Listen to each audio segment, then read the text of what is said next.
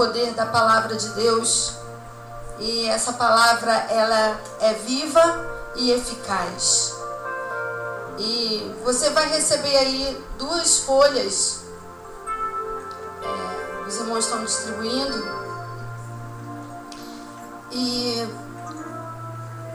enquanto nós estávamos cantando aqui, louvando ao Senhor, eu estava ali falando com Deus que nós estudamos, né? Nós recebemos um material do pastor para haver uma sequência, né? Uma ordem naquilo que estamos estudando aqui com a igreja. Mas é muito importante quando nós temos consciência de que a palavra de Deus, como o pastor acabou de orar, e vem ao encontro daquilo que eu estava ali falando com Deus.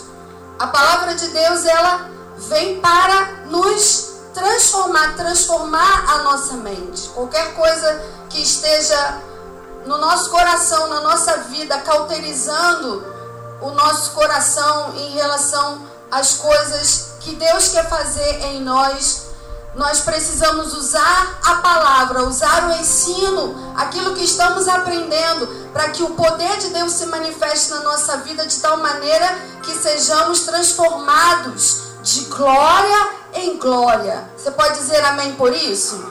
Então, que nessa manhã o Espírito Santo de Deus possa ministrar ao seu coração, e quando você sair para sua casa, quando vier o dia a dia, que a palavra de Deus venha ao seu coração, que o Espírito Santo lembre a você aquilo que você aprendeu aqui, para que a gente viva debaixo do poder do Espírito Santo de Deus, até quando nós formos orar, principalmente quando nós formos orar. Amém? Amém? Você está aqui? Diga amém. Amém. Você está aqui, que bom. Então, antes de nós, o pastor já orou, começar, eu queria explicar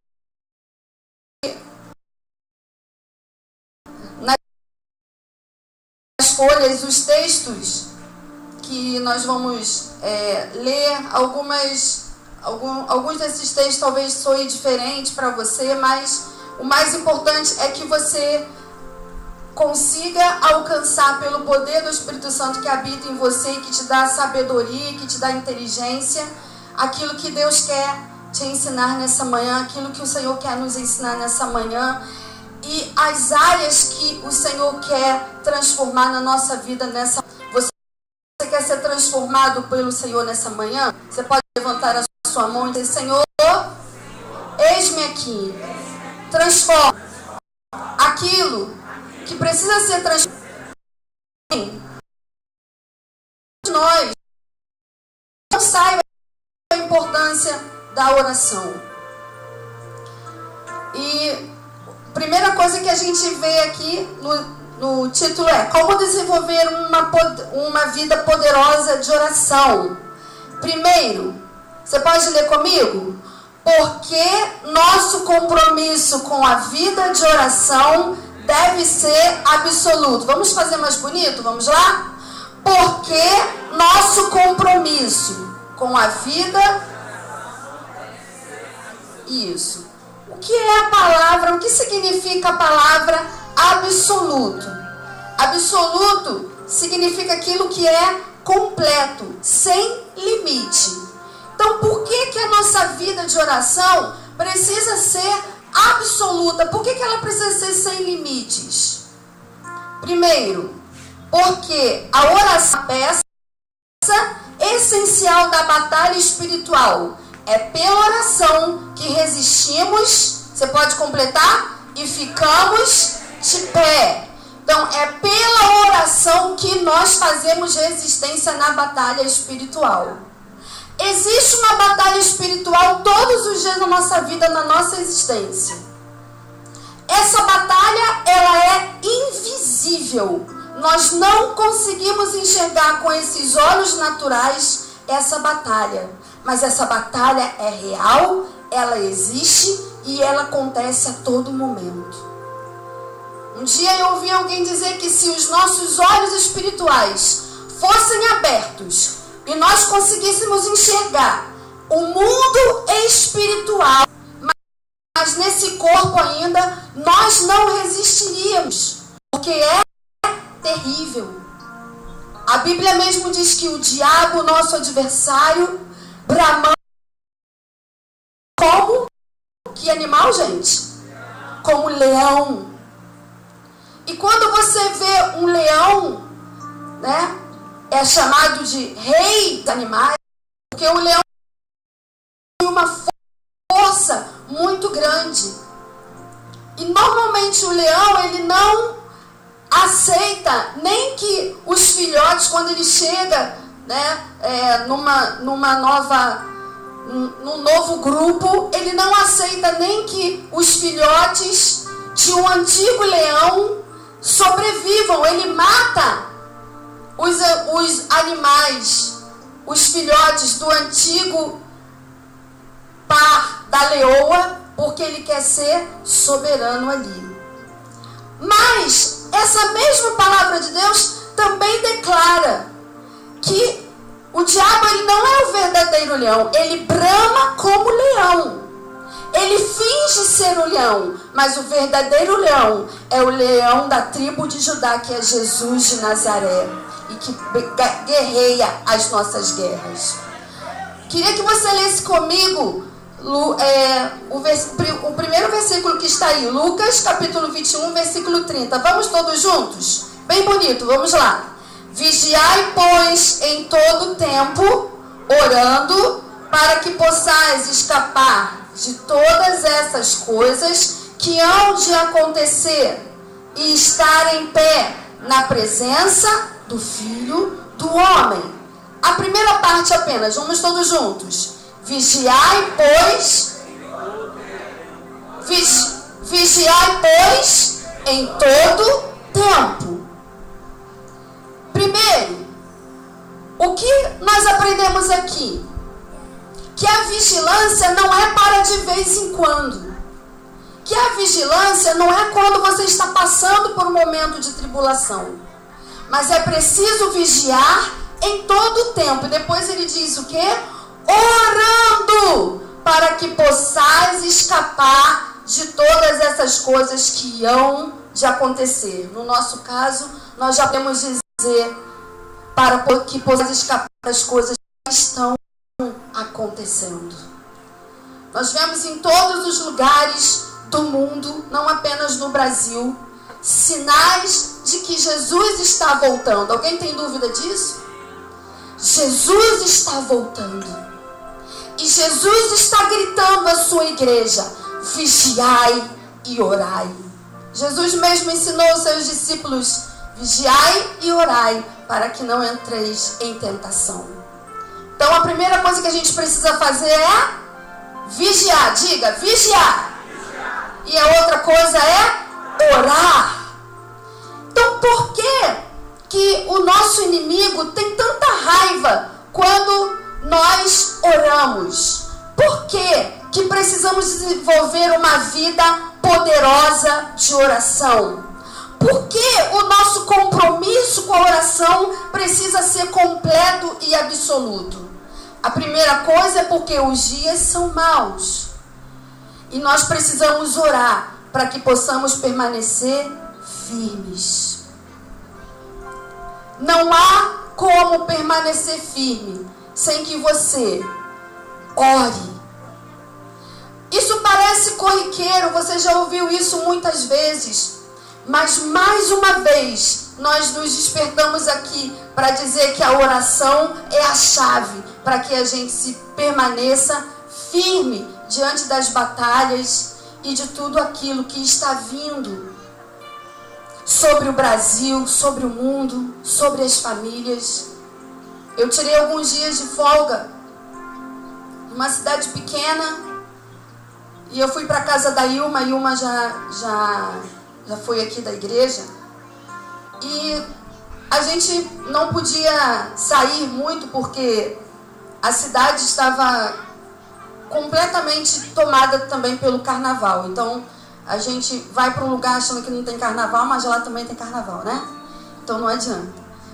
E um dia nós fomos à praia e quando a gente voltou, a gente vê coisas muito próximas a nós, mas diferente quando está perto de nós. E havia uma família próxima a nós duas, em que eles começaram a conversar e um deles estava falando sobre as igrejas evangélicas e como estava muito próximo, a gente não conseguiu deixar de ouvir e falando, né, que os crentes eles oram e muitos deles não recebem nada. E então ele começou a falar ali daquilo, e aí a Ilma começou a ficar incomodada, e eu também. E então eles começaram a fazer muitas críticas em relação a essa coisa de vender-se óleo ungido, vender água ungida, vender toalha ungida, não é? E aí a gente aproveitou a deixa e a gente virou lá para eles e começou a dizer que nós também éramos evangélicas e que nós também não concordávamos com esse tipo de prática. Porque Jesus disse: de graça recebeste, de graça dai. E aí toda a conversa mudou. Toda a nossa conversa mudou ali naquele momento. Aí eles começaram a perguntar: mas é isso mesmo? Jesus disse isso? Jesus disse isso. Mas por que as pessoas vendem toalhas ungidas? Por que as pessoas vendem água ungida dizendo que aquilo vai curar? Então nós começamos então a falar com eles que o que faz as coisas é a sua fé em Jesus e não um copo de água, porque o pastor Eberson, você bebeu a água, pastor? Bebeu, né? Então, se eu beber água que o pastor beber, aí eu vou ter a unção do pastor, então eu vou beber. Peraí. Passa para mim, Jesus, o dobro. Então, irmãos, o mundo também está confuso. Eu não saí do assunto não, tá? Mas o mundo também está confuso. E aí eles começaram a perguntar a diferença entre rezar e orar. Qual é a diferença entre rezar e orar? E aí a gente começou, eu lembrei das aulas da escola bíblica dominical. Ô glória! Rezar é repetir alguma coisa que já está pronta. Então eu repito aquilo, porque já está ali em mim e eu repito. Sem muito raciocínio, sem inteligência. Olha o que aconteceu com os discípulos. Eles passaram 3 anos e meio dormindo com Jesus, acordando com Jesus, comendo com Jesus, vendo Jesus levantar mortos e curar enfermos. E eles podiam, diante daquele Deus Todo-Poderoso que estava ali, o homem, Deus, que veio e habitou entre nós, eles podiam ter dito para Jesus, podiam ter feito um pedido: Jesus, me dá poder para voar. O que você pediria se você pudesse pedir uma coisa a Jesus? Pergunta aí ao seu irmão, o que você pediria? Eles viram Jesus fazer Pedro andar, dar alguns passos sobre o mar. E eles podiam ter perguntado: Jesus, ensina a gente como é que a gente anda sobre o mar.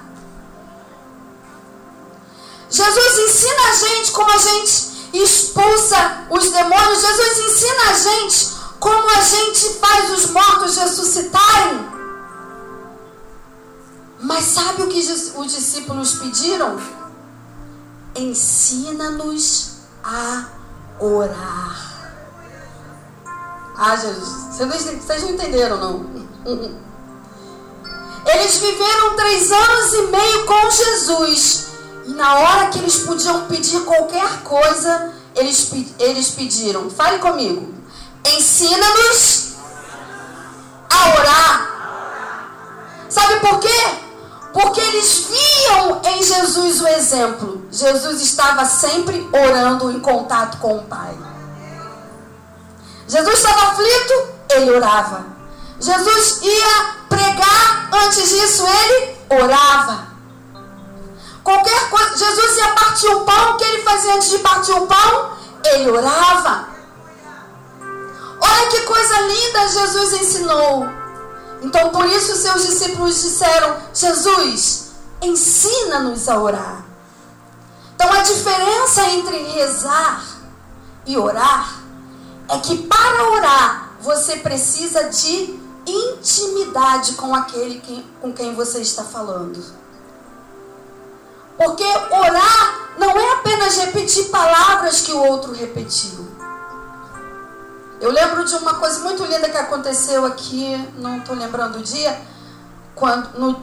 na nossa última Santa Ceia.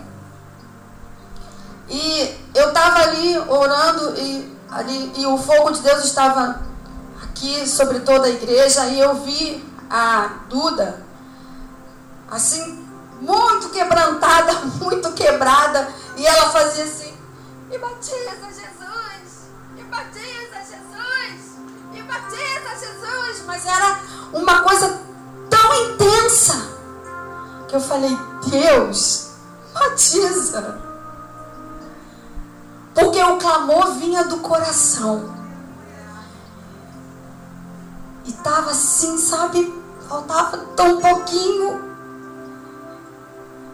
Então eles estavam todos ali, eu lembro dos jovens todos aqui. E aí eu desci. Eu falei: não tenha medo. O poder de Deus vai batizar você. E aí a Duda foi batizada com o poder do Espírito Santo. Sabe por quê? Porque orou e orou com fé. Mas eu só posso orar se eu tenho intimidade. Porque não há relacionamento sem conversa. Você pode repetir comigo? Não há relacionamento sem conversa. E se um dos cônjuges é surdo-mudo, vai tentar falar na linguagem de Libras. De qualquer forma é conversa. Mesmo que estiver brigando. Vai fazer assim, né? Mas vai conversar. Então não há, com Deus, não tem como você orar se você não tiver intimidade com Ele. E muitos de nós não temos um compromisso absoluto de oração, completo de oração com Deus, porque nos falta intimidade. Um dia eu precisava orar, talvez isso já tenha acontecido com você, mas eu falei assim, eu fui sincera com Deus, eu falei: Senhor, eu estou sem força para orar. Mas quando você está sem força para orar, é aí que você precisa começar a orar. Porque quando você começa a orar, e mesmo que você só conseguir chorar, mesmo que você só conseguir cantar uma música, entrar na presença de Deus, o poder do Espírito, o Espírito Santo vai te ajudar a orar, porque é o Espírito Santo que nos ajuda nas nossas fraquezas. Quantos aqui sabem disso? Digam glória a Deus, porque é o poder do Espírito Santo que nos mantém de pé. Então, a primeira coisa que a gente precisa saber é que para ter o poder absoluto, para que a oração seja realmente eficaz na nossa vida, é preciso que a gente ore como alguém que tem intimidade com o Senhor. A segunda coisa é a oração. Pode ler comigo? A oração é... Vamos falar mais bonito? A oração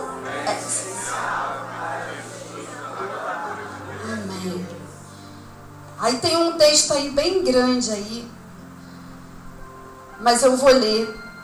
Finalmente, sede fortalecidos no Senhor e na força do seu poder, revestivos de toda a armadura de Deus, para poderdes ficar firmes contra as ciladas do diabo. Pois não temos que lutar contra carne e sangue, mas contra os principados, contra os poderes, contra os governadores do mundo dessas trevas, contra as hostes espirituais da iniquidade nas regiões celestiais.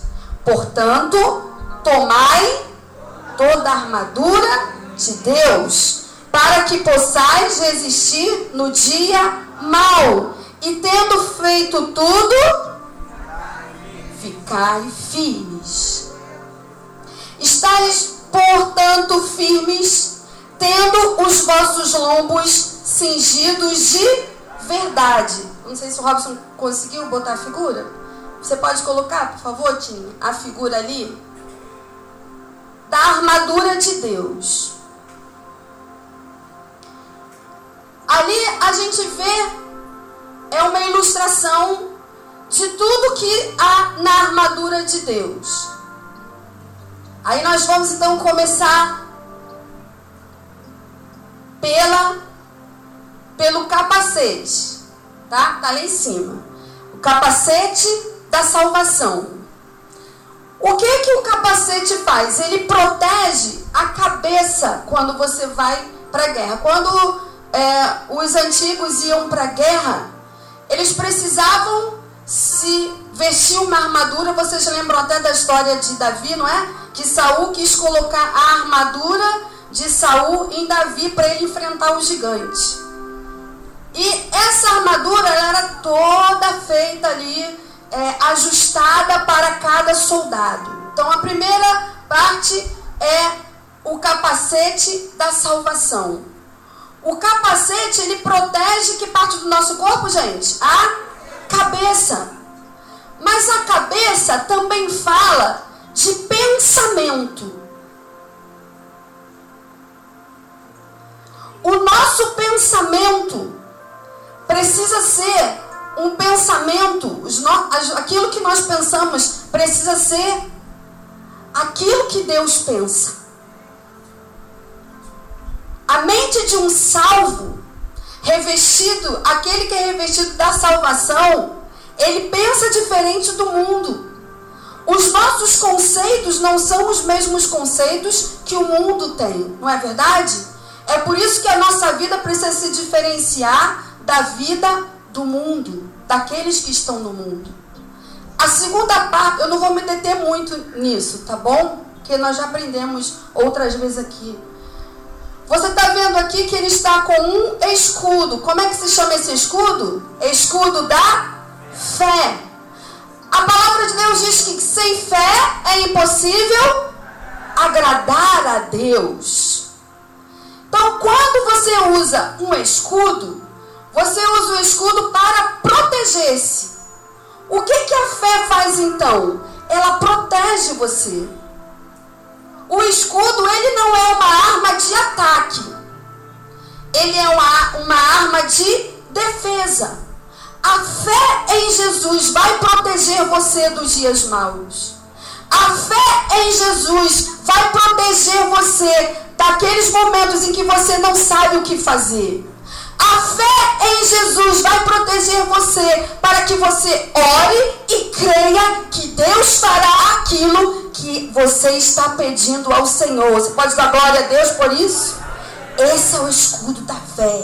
A fé é para você se proteger. A outra coisa é a couraça da justiça. Você está vendo que a couraça ela toma aqui o peitoral do soldado. O que é a couraça da justiça? Nós fomos justificados pelo poder de Deus em Cristo Jesus.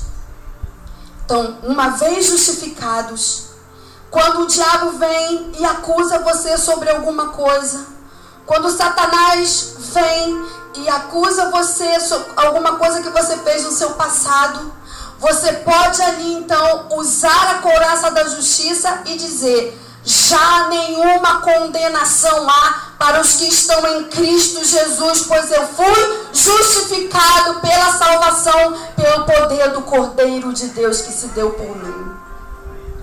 A outra coisa é a espada. Veja aqui que na mão do soldado, você pode olhar lá, há uma espada. E essa espada é a palavra de Deus. Por isso que, quando a gente faz o tempo a sós com Deus, o pastor já nos instruiu que a gente precisa orar, ler a Bíblia, interceder e louvar. É só fazer uma coisa, que vai faltar alguma coisa. Sabe por quê? Porque a palavra de Deus, ela é alimento para a nossa alma. Ela é alimento para a nossa vida. Você já pensou? A gente experimentou aqui vários jejuns, né?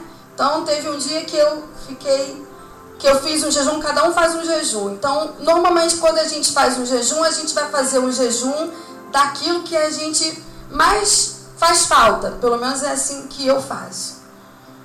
E aí, tinha uma pessoa que estava fazendo um jejum, que gosta muito de café, e falou assim comigo: olha, eu morro de dor de cabeça se eu não tomar café. E eu estava fazendo um jejum de arroz. Mas eu não passei fome. Apenas eu retirei aquele alimento para me consagrar ao Senhor. Eu abri mão de uma coisa que talvez me fizesse falta para me consagrar ao Senhor. Nós não podemos ficar muito tempo sem comer, porque o corpo humano sente. E por quê? Se nós alimentamos o nosso corpo, por que a gente consegue ficar sem ler a palavra de Deus? Por que ler a palavra é tão difícil para nós? Por que muitas vezes nós só lemos a palavra quando estamos na igreja? O pastor manda você abrir lá em Abacuque, você não sabe nem o que é isso. Hã? Tem isso na Bíblia? Quem é, gente, esse Abacuque? Que eu nunca vi? Misericórdia, né, irmãos? Zacarias. Aí ontem o pastor Célio botou uma ilustração lá no grupo muito interessante, não sei quem foi que alguns leram, que o pastor foi visitar uma casa e depois que o pastor saiu, deram falta de uma colher. Quem leu isso lá no grupo? E a colher estava... Aí no outro ano o pastor foi convidado de novo para poder almoçar lá na casa desses irmãos. As colheres tinham sumido. Aí o dono da casa perguntou: pastor, o senhor pegou nossas colheres? Não, peguei não, está lá dentro da Bíblia de vocês. O que o pastor descobriu? Quem pode falar aí? Que ninguém lia a Bíblia. Eles comiam. Eles sentiram falta do alimento que alimenta essa carne. Mas eles não se alimentavam da palavra de Deus. É a palavra de Deus que vai fortalecer o seu espírito quando você estiver fraco. É a palavra de Deus que é a espada para você lutar contra os dardos inflamados do maligno. Quando nós oramos, é importante também que a gente cite alguma coisa da palavra de Deus. Quem está com a sua Bíblia aí, levanta a mão. Se você tiver com o celular com a Bíblia, levanta ele aí. Nós precisamos amar essa espada, querido. Você pode ficar de pé? Você pode ficar de pé? Nós precisamos amar essa palavra. Nós precisamos nos alimentar dessa palavra. Nós precisamos manejar bem essa palavra. E aí o nosso compromisso com a oração será completo e absoluto. Você pode levantar sua Bíblia Bíblia e dizer: eu quero amar mais a palavra de Deus. É necessário que a gente coma essa palavra, famintos pela palavra de Deus. É pela palavra de Deus que você vai ouvir Deus falar com você. É quando você lê a Bíblia que Deus enche você e você não fica perdendo tempo com programas de televisão que não vão te adquirir nada, que você não vai adquirir nada. É pelo poder da palavra de Deus que você, crente, vai poder pregar o evangelho para tantos que precisam. Que nessa manhã você tenha fome dessa palavra. Você pode orar aí sozinho. Você pode levantar a sua Bíblia e dizer: Senhor, dá-me fome pela tua palavra. Mais fome, mais fome, mais fome pela tua palavra. Tira de mim, Senhor, toda a preguiça para ler a tua palavra. Quando eu comecei a orar a tua palavra e vier o sono, Senhor, que eu saiba que é um espírito maligno que não quer me deixar ler a tua palavra. Dá-me fome por essa espada que faz parte da armadura de Deus para eu resistir no dia mau, Senhor. Dá-me fome pela tua palavra, até que ela faça parte de mim, para a glória do nome de Jesus. Todos aqueles que creem dizem amém. Você pode abrir assim, você pode abraçar a palavra de Deus bem forte e pedir ao Senhor que essa seja a sua espada. Diga comigo: Senhor, essa é a minha espada. É com ela que eu vou lutar as guerras contra o diabo. Então faz-me com que eu tenha fome para me alimentar todos os dias da tua palavra. Em nome de Jesus, amém. Você pode se sentar. Essa é a espada do Espírito. Pode aplaudir ao Senhor, porque essa é a palavra de Deus. Ela é aquilo que precisamos. Quando oramos, nós também podemos dizer alguma coisa da palavra de Deus. Quando você está lá no seu momento de oração, você pode citar alguma coisa da palavra de Deus. Você pode dizer: Senhor, assim diz a tua palavra. Aí você lembra de outro versículo, você diz: Senhor, assim diz a tua palavra. Mas o Espírito Santo só vai poder trazer à sua mente aquilo que primeiro você se encheu. Não é? Outra parte da armadura de Deus é a verdade. É o cinturão da verdade. É o cinto da verdade. Para que serve um cinto? Para segurar a roupa presa ao corpo. E a verdade de Deus segura a nossa vida firmes em Deus. E todo vento de doutrina, tudo aquilo que é mentira do diabo que vem contra a nossa vida, vai ser repreendido, porque nós estamos cingidos os nossos lombos com um cinto da verdade. E por último, calçados o evangelho da paz. Por onde você for, que durante toda a sua caminhada, por onde você for, que você leve o evangelho da paz.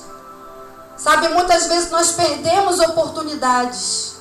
Eu podia ter deixado, eu e a gente podia ter deixado aquele casal ali, aquele pessoal que estava perto da gente, ficar falando mal dos crentes.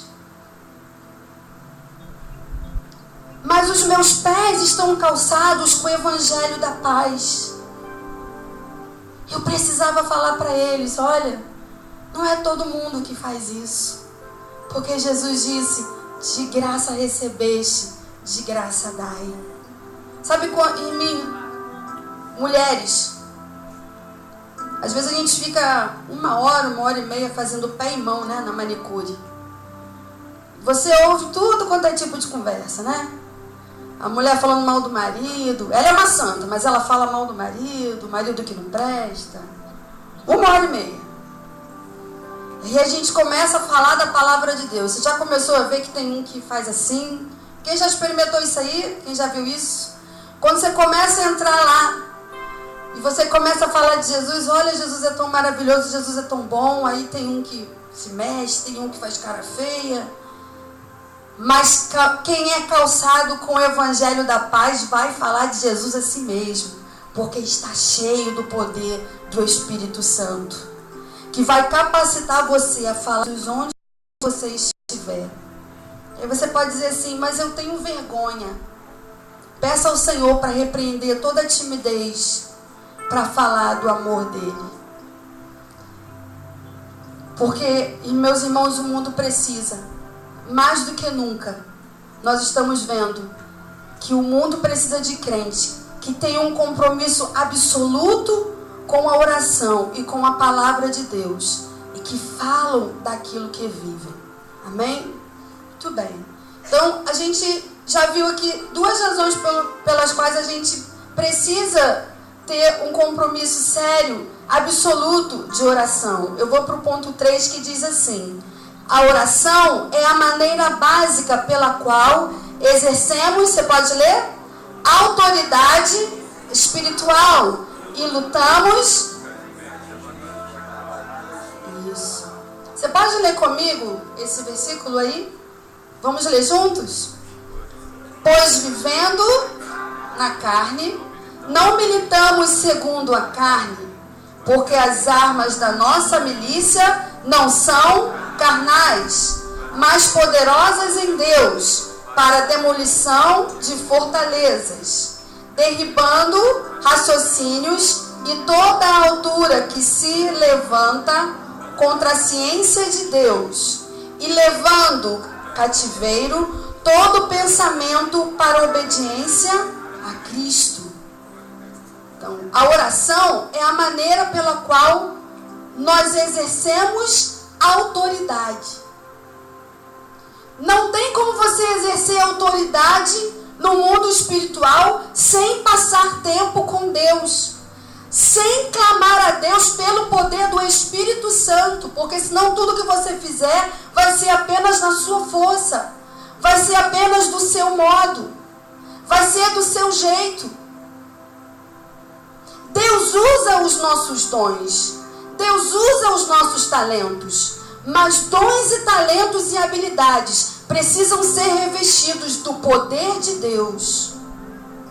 Então, quando você está pronto para a batalha espiritual, quando você se revestiu em oração, você vai estar pronto para batalhar qualquer guerra que vier. Amém. Eu estou correndo porque eu quero falar alguma coisa que não está aqui no papel. 4. Pode ler comigo? A oração é o elemento central. Isso. Vamos ler juntos? Vamos lá? Bem forte. Se o meu povo, que se chama pelo meu nome, se humilhar e orar e buscar a minha face e se converter dos seus maus caminhos, eu ouvirei do céu, perdoarei os seus pecados e sararei a sua terra. Então, a oração é o elemento central para que venha o avivamento. Ninguém é batizado com o Espírito Santo se não orar e se não buscar. Ninguém é revestido de poder se não orar a Deus e não buscar a Deus incessantemente. Duas coisas o diabo pretende fazer na nossa vida de oração. Preste atenção nisso. A primeira é, ele vai impedir você de orar. Porque ele vai trazer preguiça. Ele vai fazer com que você pense assim: eu tenho uma vida muito ocupada, eu não tenho tempo para orar. Mas e o tempo que você passa vendo Faustão, vendo novela? Aqui não. Aqui não, tá? Você sabe o que significa a palavra novela? Vem da palavra novelo, que é aquele emaranhado de linha, né? Então, a pessoa tem que tirar ele com todo cuidado, porque senão enrola tudo de novo. A novela é para aprender mesmo. Porque você fica, né, querendo até que o dia passe rápido para saber o que vai no próximo capítulo. Para quê?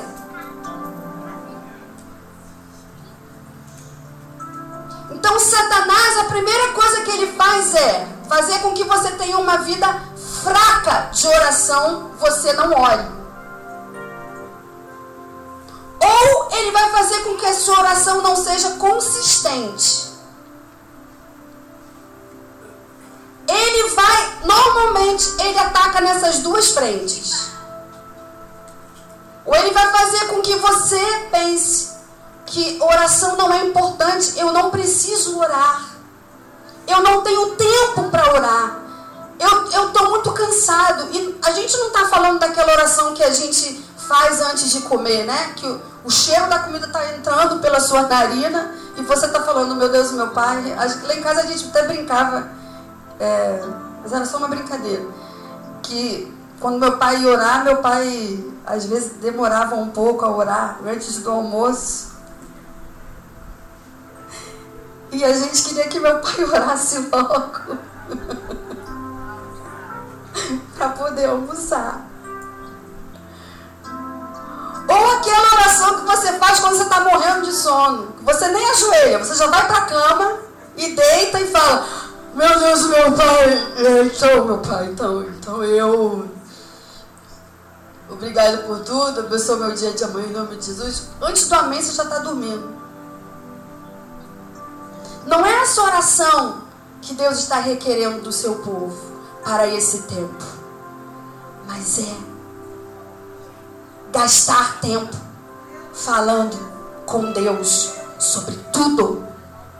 Você pode falar isso comigo? Gastar tempo falando com Deus sobre tudo. Sabe? Olha o que eu disse. Duas coisas Satanás vai tentar fazer. Primeira coisa, ele vai tentar te convencer que você é ocupado demais para orar. Eu não tenho tempo, porque afinal de contas eu acordo 6 horas da manhã, eu tenho que deixar a comida pronta, eu tenho que levar os meus filhos na escola, eu preciso chegar de volta, lavar a roupa, e aí eu tenho que ir para o trabalho, e aí eu trabalho o dia todo, na hora do almoço eu não vou ter 10 minutos para orar, e depois eu tenho que chegar em casa e cuidar dos meus filhos, dar atenção para minha esposa, dar atenção para o meu marido, e me ocupar, e lavar de novo a roupa, e passar a roupa, e secar a roupa, e ver o que aconteceu no telhado. Existe uma frase popular que diz assim: quem não quer arruma uma desculpa. Mas nós precisamos querer orar. Amém? Você não entendeu? Quem não quer arruma desculpa, mas o crente precisa querer orar. Amém? Não deixe que o diabo lance sobre você que você não tem tempo para orar. E uma outra coisa que Satanás vai fazer, eu estou repetindo porque a repetição é a base da aprendizagem, tá? E a outra coisa que Satanás vai tentar fazer com você é que ele vai tentar fazer com que a sua oração não seja consistente. O que é uma coisa consistente? Que tem consistência, que tem conteúdo. Então você não pode sair orando de qualquer jeito por tudo. A oração, ela também precisa de foco. Então você não pode começar a orar pelo seu sobrinho e daqui a pouco você desvia a oração, você nem completou o pedido e aí você já está orando pelo seu emprego e aí você nem acabou aquela oração de novo e você já emenda com: Senhor, o meu guarda-roupa está velho, eu preciso trocar. Não pode. Você precisa ter foco na oração. Eu vou ajoelhar aqui e eu vou só glorificar a Deus. Então você começa: glória a Deus. Bendito seja o teu nome, Jesus. Uma coisa até que nós aprendemos com o meu pai e os meus irmãos foi que não necessariamente você precisa ficar de joelho para orar. Você sabia disso? Você pode orar andando. Quando você começar a orar lá na sua casa e ver o sono, levanta e começa a andar. É até bom, vai fazer bem para a sua saúde. Você vai gastar caloria. E quando você cansar, você se senta. Mas se concentra em orar. Tenha foco para orar. Veja uma coisa interessante. O cérebro humano, para adquirir um hábito, as mães que estão aqui sabem disso. Você quer que seu filho escove o dente antes de dormir. No primeiro dia ele vai resistir, no segundo dia ele vai fazer cara feia, no terceiro dia ele vai fazer, vai começar a fazer, né? Mas quando você insiste, o que vai acontecer? Daqui a pouco a própria criança está pedindo para escovar o dente antes de dormir. O cérebro humano, meus irmãos, ele leva 21 dias para que você adquira um novo hábito. Então você precisa fazer aquilo 21 dias, porque aí aquele novo hábito vai entrar em você e aquilo vai ser uma coisa já natural. Diga comigo assim, a oração precisa ser um hábito na minha vida. E não um sacrifício, sabe? Aquela coisa que você precisa ficar lutando para orar. Veja bem, é certo que em alguns momentos em que com alguns problemas que nós vivemos, Satanás fará oposição à sua oração. Se você já saiu para visitar alguém, ou se você foi orar por um determinado assunto, você pode sentir o poder de resistência contra a sua oração. Mas quando a oração é uma coisa natural à sua vida, você não vai precisar fazer aquilo como se fosse uma obrigação. Porque tudo aquilo que é obrigatório vai ser pesado. E Deus não quer que a oração nos seja pesada. Você entende isso? Diga amém. Deus quer que a oração seja um momento prazeroso em que um filho fala com seu pai. Deus quer ouvir os seus problemas. Mas você pode dizer assim, Deus sabe de todos os meus problemas, Elaine. Mas sabe o que acontece, queridos? Falar vai curar você. Quando você se senta, e quando os discípulos disseram, Jesus, ensina-nos a orar. E aí Jesus começou a desvendar tudo que ele podia para os discípulos sobre orar. Ele disse, entra no teu quarto, fecha a tua porta. É bom quando nós oramos em grupo, não é? Porque uma brasa se junta a outra brasa, aí a brasa da Araci vai se juntar à minha brasa, e a brasa do pastor Ed vai se juntar às brasas, e aí nós vamos nos sentir juntos e o fogo pega mais rápido, não é verdade? Mas é preciso que para essa brasa ser acesa, você precisa ter comunhão com o Pai lá no teu quarto onde ninguém te vê. Deus precisa ouvir a sua oração. Deus quer ouvir a nossa oração, uma oração consistente. Não uma oração de uma hora para outra, em que você nem sabe mais, quando acabou a oração, você nem sabe mais o que você disse para Deus. Mas uma oração em que você para e conta tudo para Deus.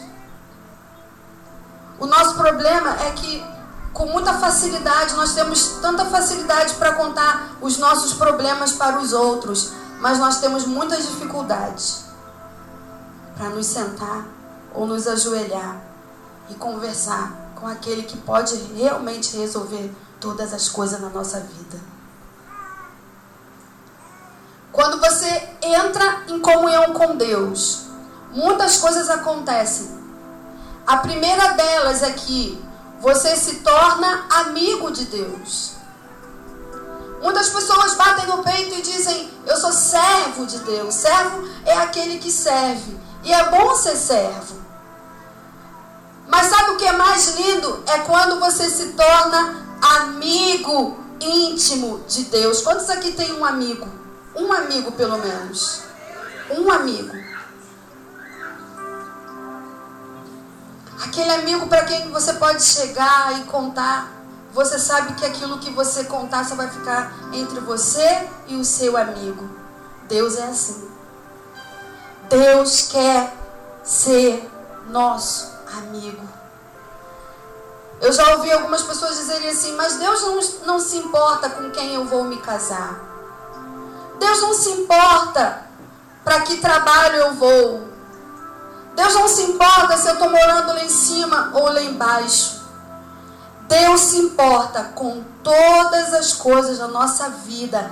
E Ele está esperando que a gente tome decisões para que a nossa oração seja consistente, a ponto de que tudo que diz respeito à nossa vida, Deus seja o primeiro a saber. Pode levantar a mão, por favor? Você pode dizer: Senhor, eu quero ter intimidade contigo, de tal maneira que tudo que diz respeito à minha vida, diga respeito ao teu coração. Amém? Amém. A última coisa, nós vemos aqui, eu não sei que horas são, alguém pode me... Tá. Amém. Segunda razão para o compromisso absoluto com a oração é porque a nossa carne resiste ao desenvolvimento de uma vida poderosa de oração. Já falei isso, né? Então, a nossa carne, ela é naturalmente oposta a orar. Lembre-se sempre disso. A sua carne não vai dizer: opa, vamos lá para orar. A oração não é uma coisa natural da carne. Porque a carne milita contra o espírito. É isso que está aí dizendo aí nesse versículo. A carne milita contra o espírito. E o apóstolo Paulo diz que o bem que eu quero fazer eu não faço.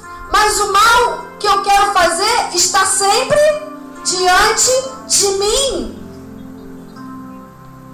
Então a sua carne não vai querer orar. E ela só vai se submeter à oração quando você submeter todas as suas razões, todas as suas emoções, quando você submeter toda a sua vida ao senhorio de Jesus Cristo. Aí você vai poder dizer que você domou a sua carne. E que o Espírito Santo domou o seu espírito. E aí você vai orar. Porque enquanto isso não acontecer, a carne vai militar contra o espírito. Vai haver uma guerra.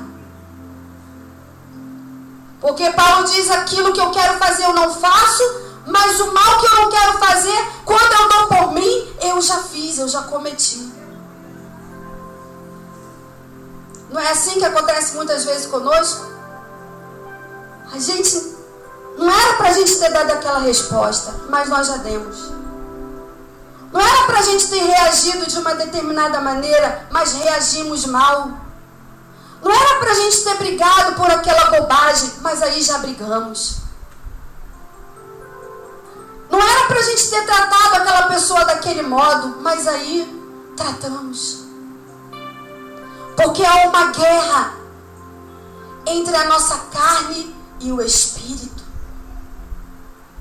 Mas nessa manhã Deus quer transformar essa carne numa carne totalmente submetida ao poder do Espírito Santo de Deus, para que o Espírito saia sempre vencedor.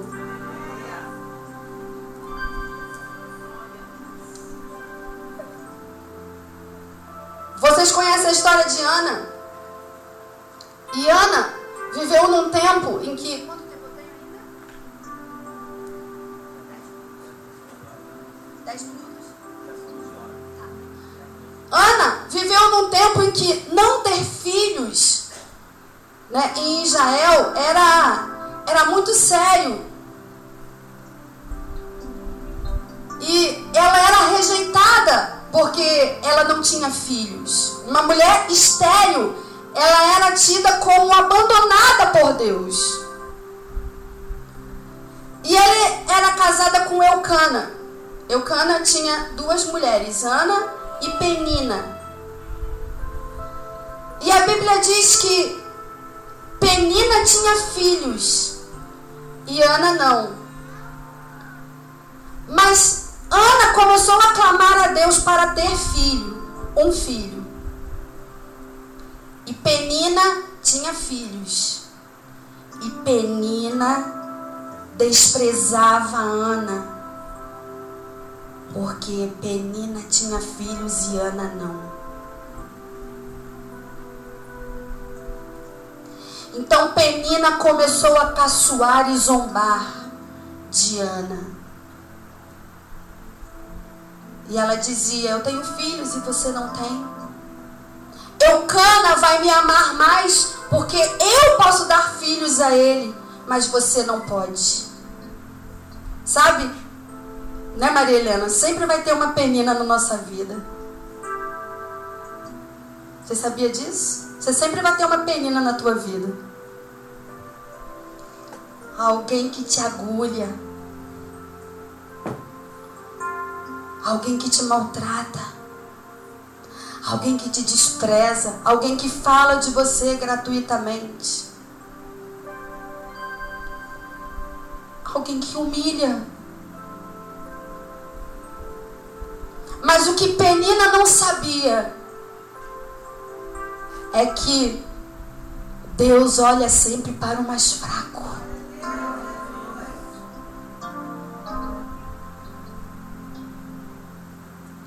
Quando acontecer de um Saul enlouquecer, Deus vai retirar Davi lá do meio das malhadas para reinar no lugar de um Saul que enlouqueceu. Então Ana, a Bíblia diz que ela subia todo ano para Siló, e ali ela clamava. E um dia o profeta até disse: você está bêbada, porque ela clamava e a dor do seu coração era tão grande. E veja que a oração de Ana foi consistente. Diga comigo, foi uma oração consistente. Porque ela foi objetiva e clara: Senhor, eu quero um filho. E sabe o que Ana fez? Escute bem isso. Ana disse assim: se o Senhor me der um filho, eu entregarei esse filho para ti. Naquele tempo, as visões e revelações, quando você lê o texto, naquele tempo a Bíblia diz que o profeta estava ficando cego, e que as revelações, e que Israel estava completamente perdido, como ovelha sem pastor, porque o profeta já estava velho, cansado.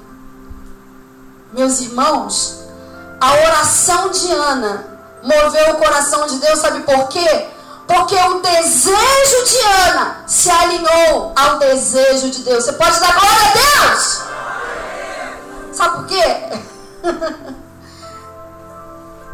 Essa palavra falou comigo muito forte. Deus atende a oração daquilo que se alinha à sua vontade. Você pode sair daqui sem saber nada do que eu falei. Você vai lembrar disso.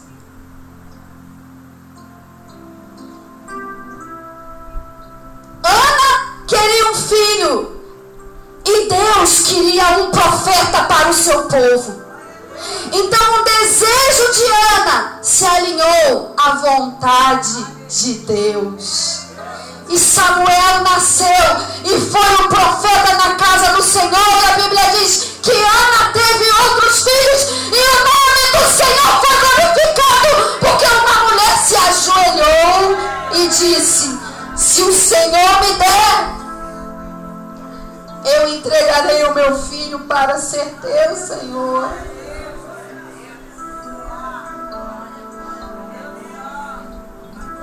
E eu quero chamar a sua atenção nessa manhã.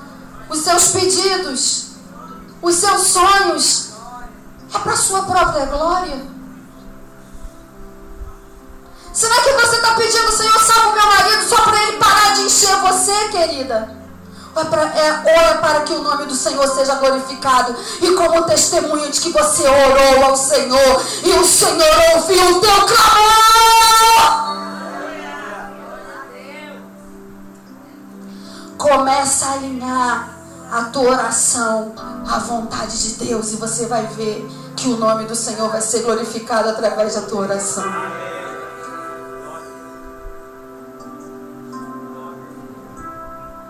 E aí, o que aconteceu com Penina? Imagina, Penina zombava, irritava Ana, e agora ela vê a sua rival tendo filhos para a glória de Deus.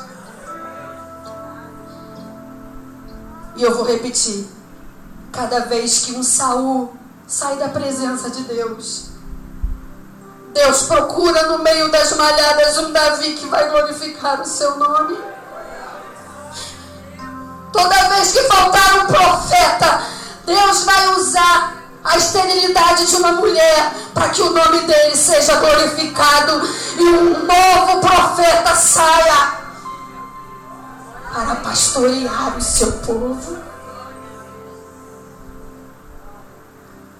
Alinha a tua oração aos sonhos e vontades de Deus.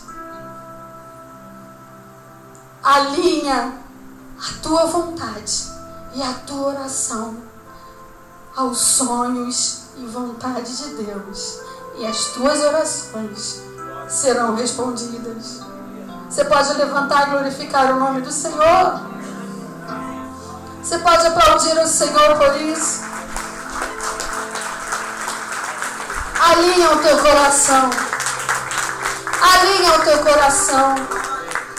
Pode vir, ministério de louvor. Alinha a tua vontade. Alinha a tua vontade. Não sai pedindo qualquer coisa, mas diga: Senhor, eu tenho esse desejo, mas é esse o desejo do teu coração?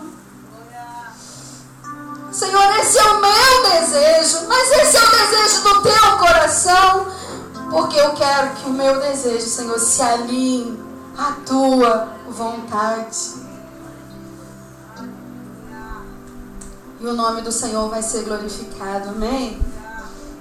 Eu queria que você se juntasse com uma pessoa só. Não fique muito perto de muitas pessoas, mas se você puder ficar até perto de alguém que você tenha alguma afinidade, você pode orar por essa pessoa e perguntar para ela: